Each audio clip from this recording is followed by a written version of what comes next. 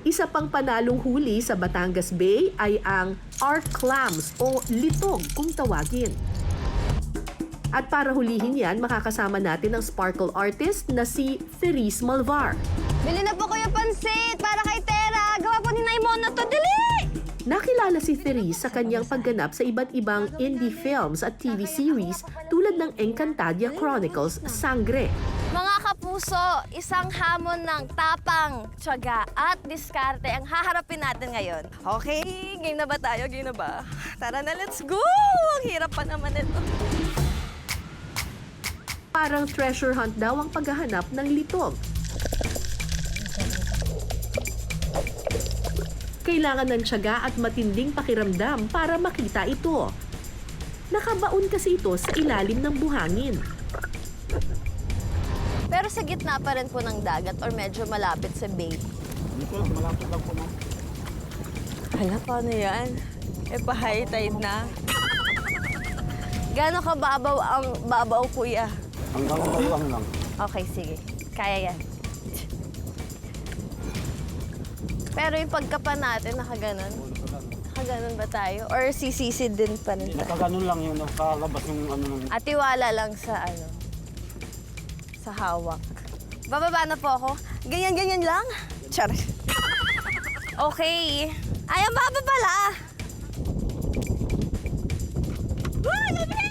Pakiramdaman ng labanan. Game ka na ba, Therese? Mapupuno ko to, guys.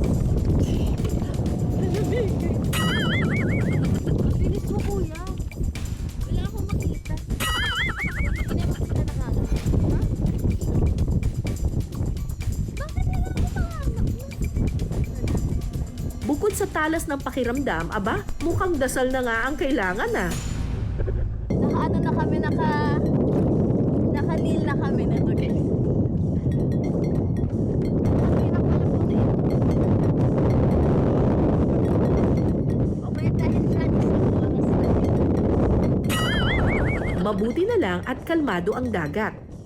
As a small person, as a maliit, medyo hindi ko naabot. Ayun, dito mas ano nga. Ayan!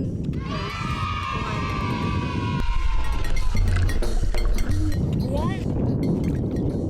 Dito, marami dito, marami. Ang promise mo, Therese, huwag kalimutan. Pupuno ko to, guys! Punuin ang isang tabo, walang dayaan. Kailangan. Ito. Oh.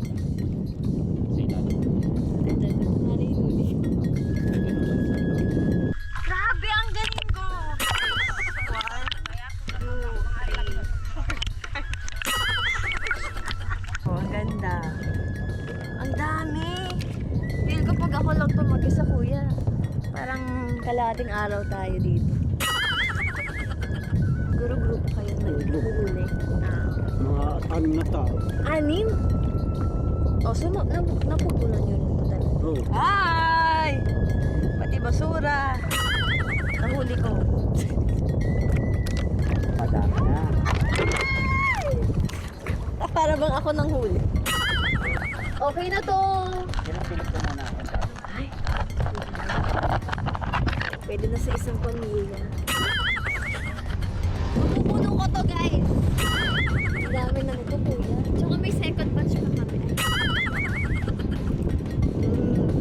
Galing talaga ni Kuya Dayhari. Siya talaga yung pinaka-lucky shark ko dito. Kaya nagkarami kami ng seashells. Seashells! Ito na po ang ating reward. Ang ating reward ay iluluto natin. Masarap na masarap na masarap!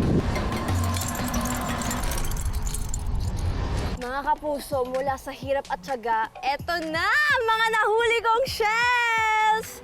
Tapos apparently, iba't ibang shells pala yung nahuli ko. So may sihi, may litog, at saka halaan.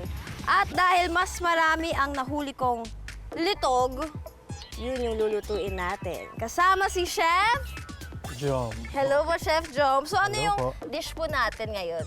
Bali ngayon ang gagawin natin is ginataang litog.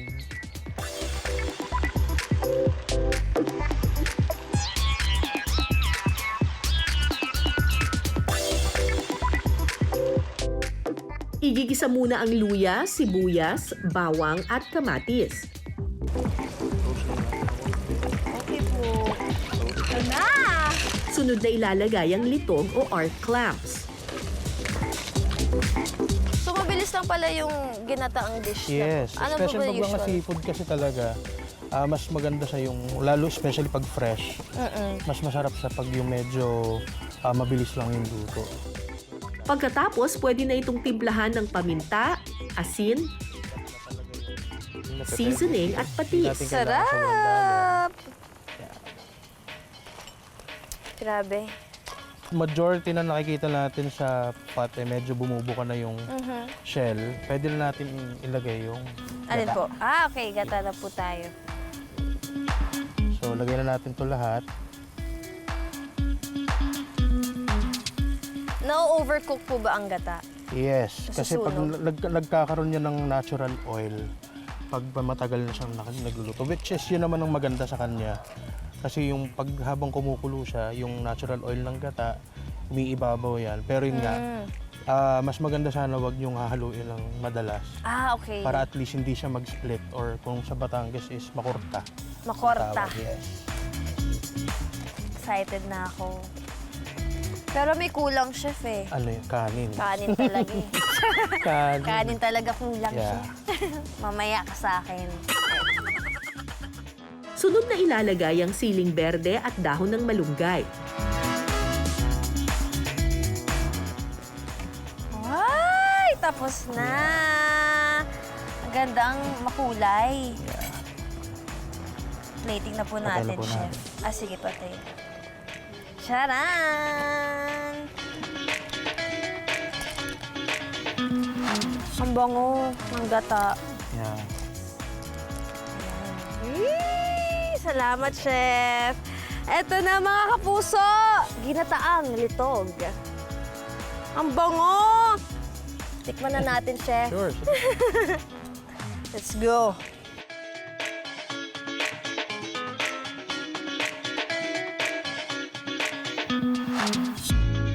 Eto na! Eto na ang mas pinasarap na ginataang litog. Excited na ako. Actually, mahilig ako sa mga gata-gata na mga meals. Ang galing ni chef ha. Ang colorful ng gata meal niya. Excited na ako dahil ang hirap-hirap niyang hanapin.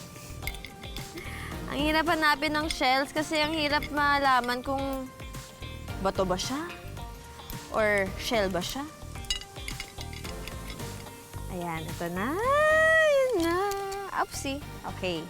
Perfect bite muna tayo. First bite.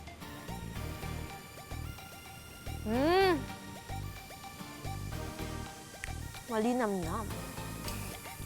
Ang sarap pala ng ginataang litog kasi ang sarap ng pagka-chewy niya plus yung gata.